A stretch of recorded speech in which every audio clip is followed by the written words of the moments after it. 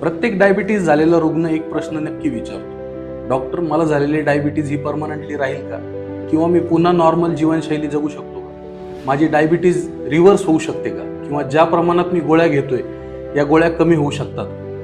आज याच्याबद्दल आपण जाणून घेऊया. आता डायबिटीज रिव्हर्सल अगोदर आपण डायबिटीज बद्दल काही थोडीशी माहिती घेऊया. डायबिटीजचे मुख्यतः 2 प्रकार असतात, टाईप 1 आणि टाईप 2 डायबिटीज.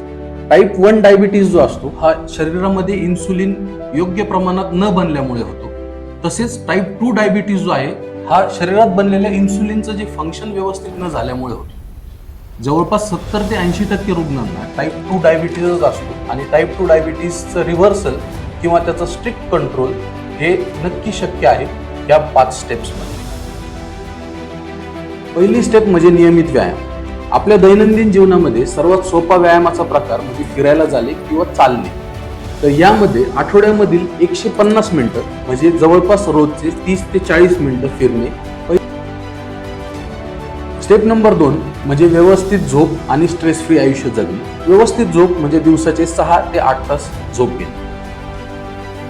स्टेप क्रमांक 3 ही सर्वात महत्वाची आहे, ज्याच्यामध्ये माणसाचा आहार हा खूप महत्वाचा आहे. आहारामध्ये हिरव्या पालेभाज्या, मोड आलेले कडधान्य याचा समावेश जास्तीत जास्त असावा आणि सॅलडचा समावेश जास्तीत जास्त असावा.